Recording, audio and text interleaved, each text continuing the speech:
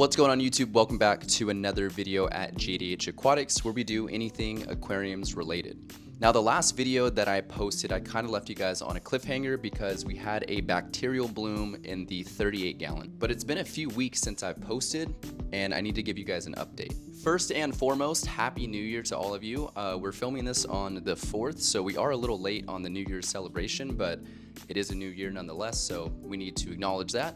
We also have some new mics. If you guys couldn't tell, I'm still holding them. That's just something I like to do, but we got some Rode Mic Go 2s, so pretty cool wireless little mics, and we are also filming on a new phone. So we're on the 15 Pro iPhone, so if you guys notice a slight difference in audio or video, then those are the reasons why. So jumping to it, we had a bacterial bloom. Ooh, it's probably been about 5 weeks now, maybe 4, I don't know. It's been about a month since it happened, and it took about 3 weeks for everything to kind of recover and settle. So the tank had the bloom. We did lose our clownfish as mentioned in the last video, and we did, I think, lose a toadstool, and we moved over some corals to the 20 gallon, but everything is doing good now. Everything is kind of reset and back to its like original state. We did find out that the coral that started the bacterial bloom was the leather over here, which I'll show you guys in a second, but it's the leather that started the bacterial bloom. As far as I'm concerned, a little bit of the colony did die, but we do still have like a good majority of that coral left, and everything else is kind of recovered, like I said, and it's doing good. So the biggest thing that I noticed with the 38 gallon bacterial bloom is adding a protein skimmer was kind of the best decision that we could have done. And at the time we had the Fluval PS1, I think it was called, and it's an in-tank nano skimmer, and that thing did not operate well at all. So it was a really bad design, and we ended up honestly throwing it out because it broke on us. So we are on a hunt for protein skimmers for our nano tanks. Whether we get one for the 38 gallon or the 30 gallon long behind me, we need one for either of those tanks, and then we also need one for the 20 gallon, which is right here, which is going to be kind of hard to see. We will also need a skimmer for the 20 gallon as well, so we don't want any mishaps happening in the tanks. We just want a consistent skim on the water, ensuring that everything gets taken out of that water column. So it is a new year. You guys might be wondering, what are we doing with the tanks for the new year?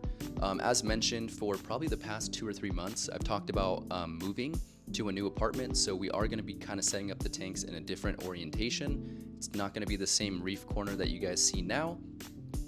We're also contemplating getting rid of or slightly changing up the 38 gallon. I'm not fully in love with this tank still, and I don't really know what direction to take to get me to love it. I've thought about changing it to a freshwater tank. I've thought about changing it to a Fowler fish only with live rock saltwater tank. But you know, I'm still kind of at a loss of to what we should do with this aquarium. We're definitely going to be setting up the 30 gallon long behind me, but I don't know if we're going to be doing that as a softy tank with all of the coral from this aquarium, or if we're going to set it up as the SPS LPS tank. As for the 20 gallon, you guys can see that we still have the Mangroves rocking in there.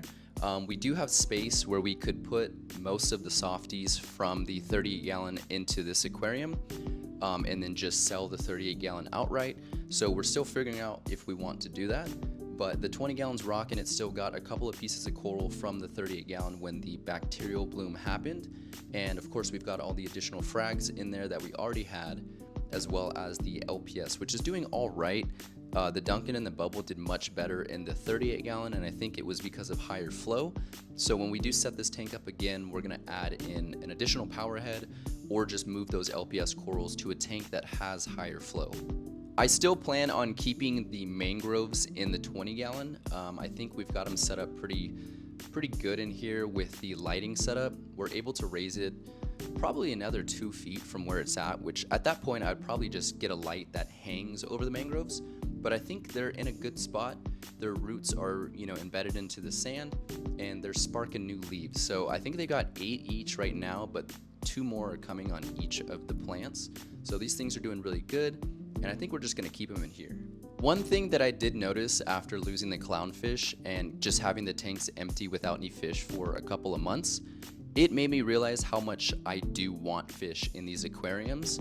I wasn't big on the fish train earlier on. I've kind of just been focused on the corals, But after losing the clownfish and just continuously seeing all the reef fish in my local fish stores, it makes me want to put some more into the tanks. So I think once we move, we've got a couple plans on what to add to the aquariums.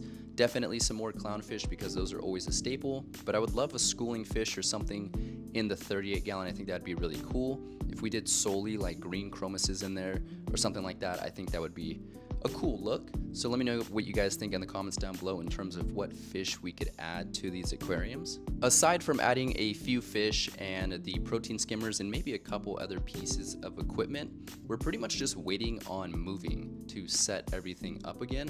I'm happy with how the tanks are right now, and I don't think we're going to change anything about them. But once we move, they're getting completely altered. The aquascapes are going to be different fish and different coral in each tank. And of course, we're going to be setting up the 30-gallon long behind me as well. So we're going to have the addition of that tank. And then we do have a 4th aquarium coming. I don't want to give you guys the name quite yet, but it is a newly established aquarium company branching off from a YouTube channel. So you guys can probably put 2 and 2 together and figure out what company that is. But we do have another aquarium coming in. Additionally, we have our 3.7 gallons as well, but we've got roughly 6 or 7 different aquariums to play around with. So a lot to do there and a lot of change coming, like I said. But that is what happened with the bacterial bloom, to give you guys an update. If you guys do follow me on my TikTok or my Instagram, then you would see more frequent updates, and you would have seen that this tank was okay weeks ago. So if you guys aren't already following me on there, then be sure to go check out my other socials. I also feel like I've been kind of teasing you guys in the videos and not giving too much progress updates, just because not much has really changed. Again, once we move here in the next couple of months, a lot is going to happen, but just wanted to give you guys a quick update on the aquariums, so you guys know everything is doing okay. We're still growing coral. I do need to start dosing, but again, that's going to be something with the new reef corner.